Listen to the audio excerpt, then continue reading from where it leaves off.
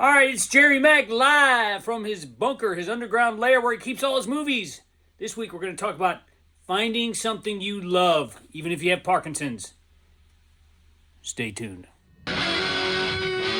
What's up, YouTube? It's this guy, Jeremy McDonald. Let me hear you say it. One of your very favorite people with Parkinson's. Of course, that's Jeremy, also known as J-Mac, Jeremy Mack. Let's do this thing.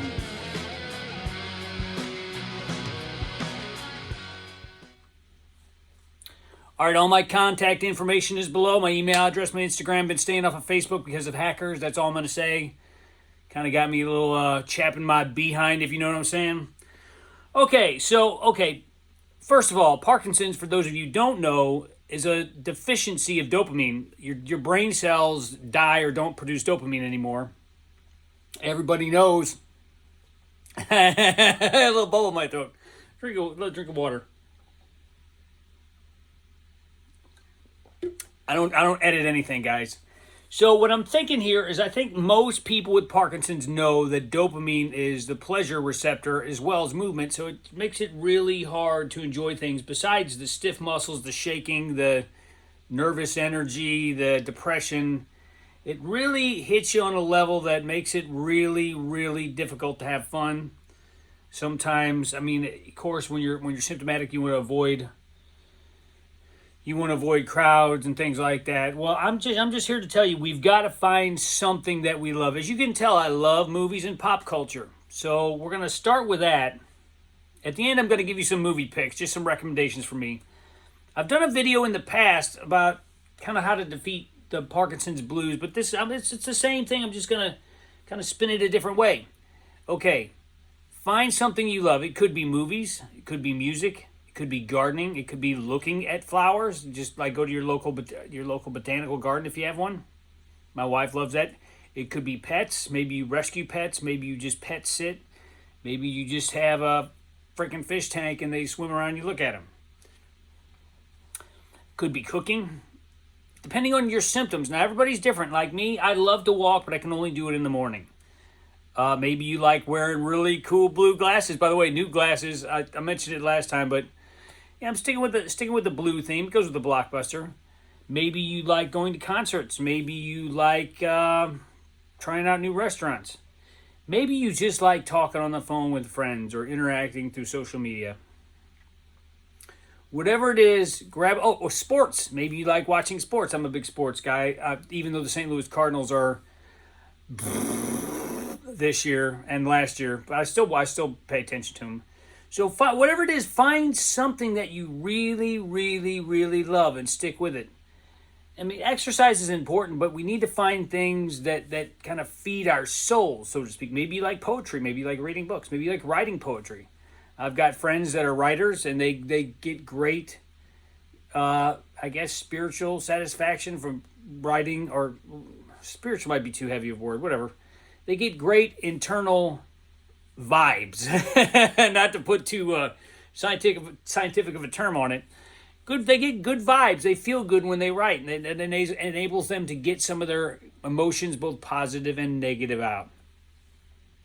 It's so important. I was talking with my therapist earlier this week. Yes, I have a therapist. It's important. I would recommend anybody with Parkinson's or any kind of, anybody at all, but especially people with Parkinson's or other serious illnesses, to get somebody neutral to talk about, because you can't dump it all on your spouse or your friends, because they won't stop calling you back. All right. So yeah, I was talking to her today, and she was telling me, she's like, I don't want to pat you on the back, but you've really found a way to be positive amidst this really, really negative poopy storm. She didn't say that. Poopy storm that you live through on a daily basis. I mean, for instance, I'm fine now, but earlier I was really dyskinetic. When I take my medicine, I get dystonic and my muscles cramp and pull, and I twist around. No, I'm not going to film it. I don't feel like letting you guys see that. But I got through it because I knew I was going to come down here and talk to you folks. It gives me great pleasure to talk with friends all around the world on the phone or through FaceTime, or just have friends over. I mean, I had some relatives over on the weekend. My sister-in-law cooked hamburgers for us. It was awesome.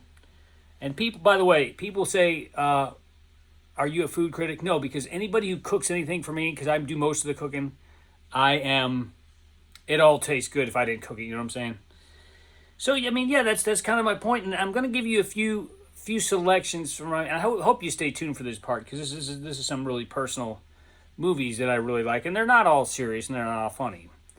But these are some movies that have given me repeated pleasure for one reason or another over the years. I'm going to start with this one here. I think we mentioned this last week. Castaway. Tom Hanks. I related to this movie so much when it first came out. I think it was 2002, 2001, some early 2000s. I related to this movie so much when it first came out, even more so now. I feel like Parkinson's has got us all kind of on an island sometimes and can kind of lock us away from people and make it very difficult to reach out. So this one, and of course when he cries at the volleyball, I was a puddle of tears at the end of this movie. So there you go, Castaway. All right, this is a collection. A big movie buff, especially old movies. Best of Bogart, it's got The Maltese Falcon, Casablanca, The Treasure of Sierra Madre, The African Queen.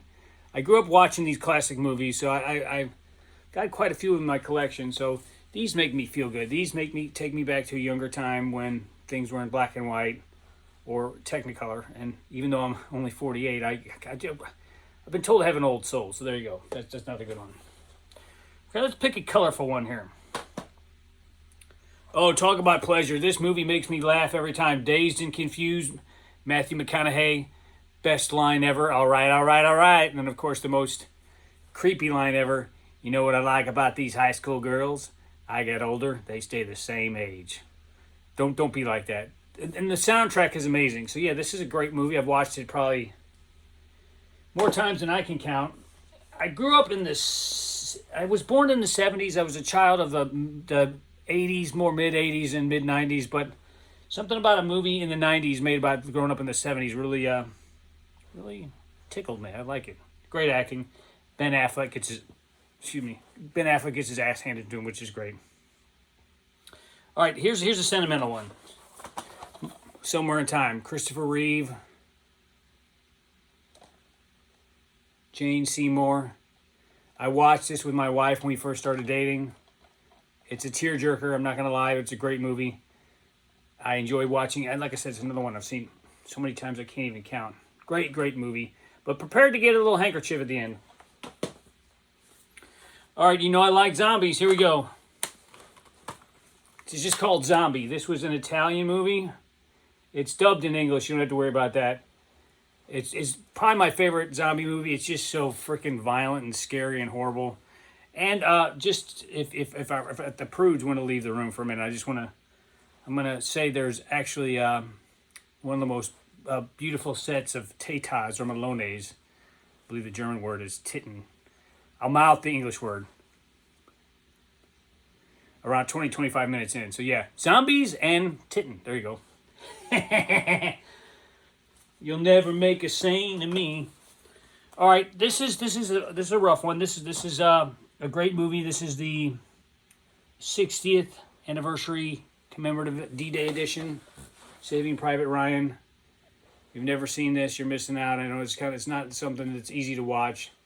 But this is really the people that put their life, it's about the people that put their lives on the line when it really counted. Amazing movie. Amazing movie. Can't say enough about it. I got this at the mall for like $8 or something. Great movie. And then my sentimental favorite, which I've watched too many times to count, the extended edition of The Fellowship of the Ring. I love this movie. It brings me back to the early 2000s, right before my life became very chaotic. Let's see if I can show you. Come on. Well, never mind. I can't get it out. Parkinson's. Blame it on Parkinson's. So that's all I got this week. How about here's a little something you can do. Why don't you guys leave me some of your favorite movies in the comments below? I watch a lot of movies, so I probably have seen most of the more popular ones.